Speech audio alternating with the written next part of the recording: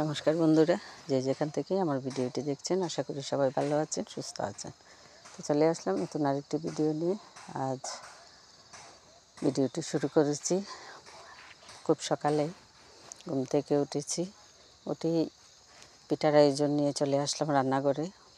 তো ওই দিন পোয়া পিঠা বানিয়েছি, আজ পাটিসাপটা বানাবো। তো বাড়িতে আসলে ছেলে মেয়ে আগেরই কথা থাকে যে বাড়িতেই সব কিছু শেষ করে আসবো। শীতের যা যা খাবার আছে, পিঠা থেকে শুরু করে রোস্ট, পোলাও, বোনা খিচুড়ি সবই ওরা মানে বাড়িতেই খেতে চায়।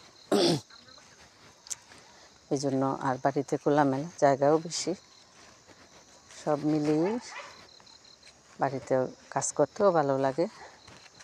50 জন মানুষ হলেও কিন্তু সমস্যা হয় না, যেটা বাসায় হয়।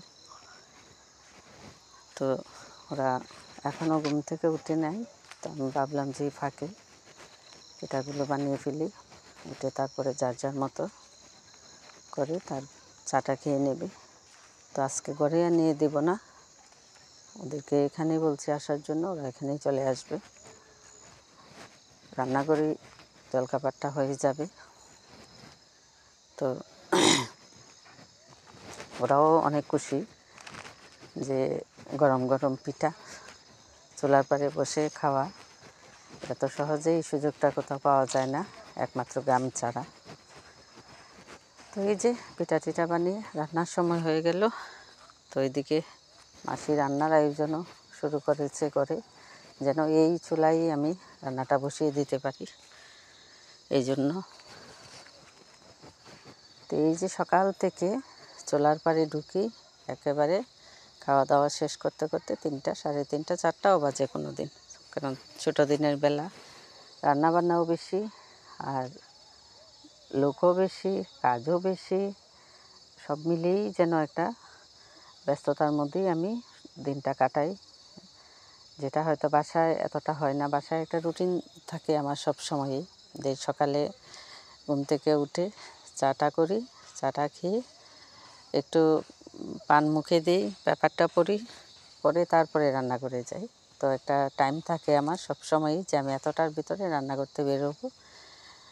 তো বাড়ি তো বাড়ি, আর বাসা তো বাসায়। বাসা তো আর বাড়তি কোনো জায়গায় কাজ করতে হয় না, কিন্তু বাড়িতে যেদিকেই তাকাবেন এদিকেই কাজ আর কাজ। ঘর থেকে বেরোলেই কাজ, ঘর থেকে বেরোলেন আপনি, এদিকে দেখলেন একটু লাকড়ি পড়ে আছে ছায়ার মধ্যে, এটা না রোদ্রে দেন, একটু ধান পড়ে আছে একটা বস্তায়, এটা একটু রোদ্রে দেন।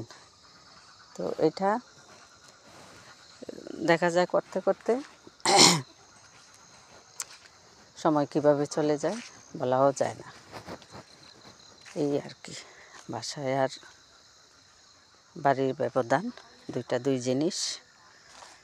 তো এদিকে দুপুরের রান্নার আয়োজনে আজকে থাকবে শোল মাছ দিয়ে আলু কপি ঝোল। তো শোল মাছের সাথে একটু কার্পু মাছও থাকবে, কারণ আমার হাজব্যান্ড আবার শোল মাছ পছন্দ করে না, উনি খায়ই না।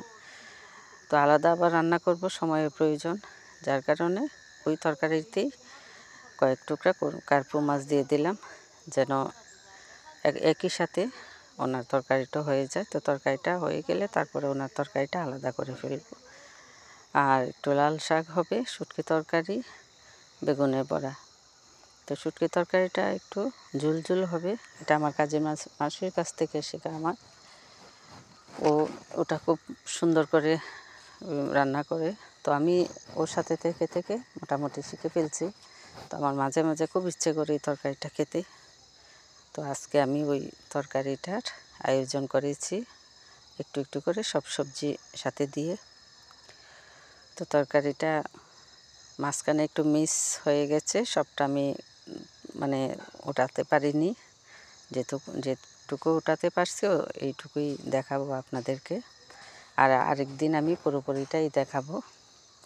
তো তরকারিটা হয়ে গেছে, আপনাদের সাথে কথা বলতে বলতে এবার শুটকিটা বসাবো। তো শুটকিটাই যে একটু রসুন দিলাম, একটু হালকা তেলে, আর এই যে সব ধরনের সবজি, লবণ, হালকা একটু হলুদ, আর বাটা মরিচ, বাঁশপাতির এই চাপা, এই যে বাটা মরিচটা মাসির হাতে বাটিয়েছে, এটা একটু রসুন উপরে দিলাম, দিয়ে জল দিয়ে ডেকে দেব। কিন্তু ঝোলটা আর দেখাতে পারলাম না, যে কোনো কারণে হোক এটা মিস হয়ে গেছে।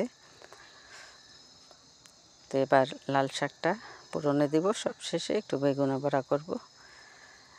তো এইগুলি করতে করতে দেখুন সকাল 7টায় এসে বসছিলাম, এখন বাজে 2:30। তো এখান থেকে উঠে তারপর সোজা স্নানে যাব, কারণ আর তো কোনো কাজ করতে হয় না এই রান্নার পরে, কারণ মাসিই সবগুলো সামলে নেয় বাকি কাজগুলো, যে উঠান ঝাড়ু দেওয়া, ঘর ঝাড়ু দেওয়া, ঘর মোছা, বাসন ধোয়া, রান্নাঘর পরিষ্কার করা। তো আমি স্নানে গেলে মাসি আবার এই ফাঁকে আমাদের খাবার টাবার সব এনে রাখবে নিচে। তো আমি গিয়ে শুধু বেড়ে দেব সবাইকে।